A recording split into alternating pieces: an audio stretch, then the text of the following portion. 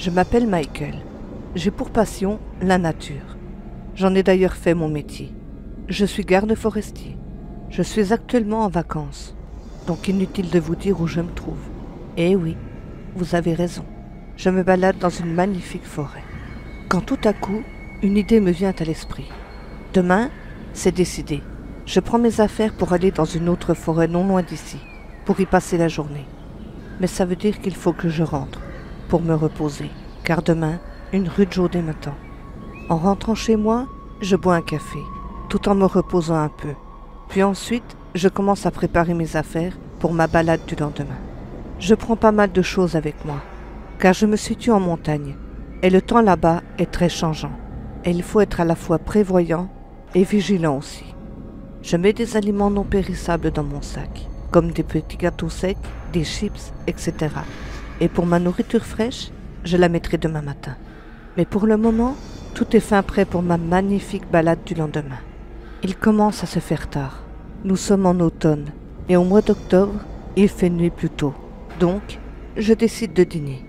Ensuite, je jette un coup d'œil à la météo, qui m'indique que la journée de demain sera parfaite pour ma promenade.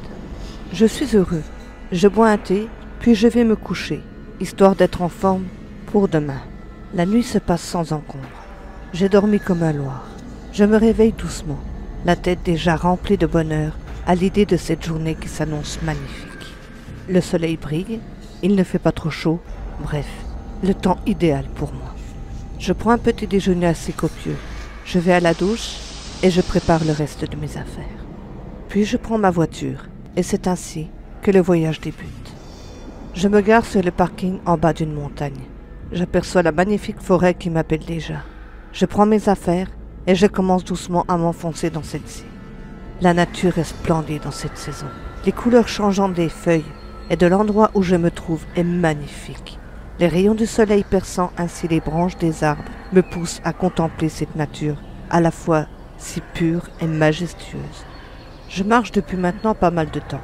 Je décide de faire une pause pour manger un morceau. Je me repose un peu avant de repartir. Quand tout à coup, je tombe sur une magnifique petite clairière. En regardant autour de moi, je vois comme une espèce de grotte. Je décide alors d'y entrer. Visiblement, ce n'était pas la meilleure idée que j'ai eue. Je m'enfonce alors dans celle-ci. Tout y est paisible et reposant. Je décide de continuer, voir ce que cachait cet endroit, qui au fur et à mesure de mon avancée, tout devient plus mystérieux et angoissant. C'est là que je constate que c'est en fait une crypte abandonnée. Une légère peur m'envahit, mais je continue malgré tout. Il y a des sortes de vieilles tombes, ravagées par le temps, et le côté de l'absence totale d'entretien donne un sentiment de malaise assez perturbant. Puis tout à coup, je ne sais pas pourquoi, une peur constante que je ne peux expliquer m'envahit, me poussant ainsi à rebrousser chemin, mais je n'en fis rien. Curiosité malsaine, probablement. Mon corps me disait d'avancer, mais mon esprit, lui, me disait de fuir, un peu comme l'instinct de survie. Mais je décide de continuer. Je m'enfonce alors dans cette crypte, mais plus j'avance, plus tout devient austère et glauque tout autour de moi. Au bout d'un moment, je prends ma lampe torche, car l'obscurité devient vraiment intense, lourde et pesante, tout en m'enfonçant dans cet endroit qui devient de plus en plus flippant. Et plus je tombe sur des choses immondes, comme des animaux morts, des bouts d'os, appartenant à je ne sais quoi. Mais tout à coup, je me retrouve nez à nez avec des squelettes humains, sans tombe, sans rien. À cet instant-là, un profond malaise s'installe en moi, assez rapidement. Tout à coup, j'entends des bruits assez bizarres. Mais vu l'endroit où je me trouve, c'est assez sauvage. Donc certains animaux y avaient dû élire domicile. Sauf que j'entends les bruits, m'entourant de part et d'autre. Mais je ne vois rien. Je me dis qu'il est peut-être temps de sortir de cet endroit plus que malsain. Mais tout à coup, j'entends les bruits s'intensifier tout autour de moi, se rapprochant ainsi de plus en plus. Un peu comme si quelque chose cherchait à me retenir. Merde, que se passe-t-il ici? Ça court de partout. Et ça arrive même à me frôler. Mais quand je braque ma torche dessus, rien. Il n'y a absolument rien. Sans compter que les pas sont plus lourds. On dirait des humains qui courent à toute vitesse autour de moi. Sauf que personne ne peut se déplacer aussi rapidement. Je prends alors la décision qui s'impose à moi comme une évidence. Il faut que je sorte d'ici le plus vite possible.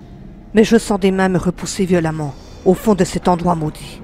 Je demande s'il y a quelqu'un, mais évidemment, je n'obtiens aucune réponse.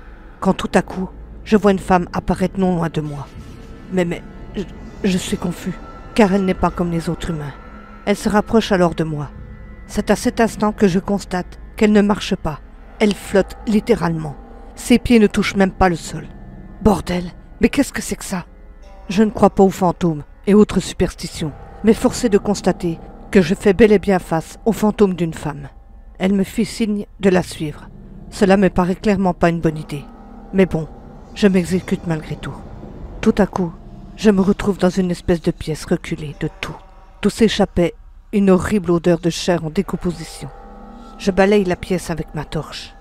Quand tout à coup, j'aperçois un tas de cadavres empilés les uns sur les autres. Tout mon corps se pétrifie d'horreur devant ce spectacle macabre. Il y en a qui sont décapités. Certains ont les membres littéralement arrachés. D'autres sont écorchés vifs, égorgés, brûlés. Mais le pire, c'est quand mon regard se pose sur une femme qui était visiblement enceinte. Elle a le ventre complètement ouvert. Le minuscule petit corps de son bébé mutilé et brûlé est allongé là, à ses côtés. La peur me paralyse, mais je réussis à courir pour m'échapper le plus vite possible de cet enfer. Mais tout à coup, je suis stoppé par une violente douleur au dos, ainsi qu'au ventre.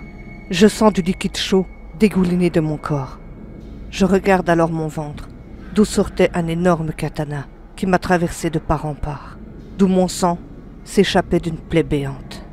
Tout à coup, j'entends le fantôme de la femme me dire « C'est ici et maintenant que tu périras, comme tous les autres avant toi. » Je m'écroule à terre, ma vision défaille peu à peu, alors que la vie s'échappe de mon corps meurtri. Et c'est ainsi que celui-ci sans vie allait rejoindre les autres cadavres.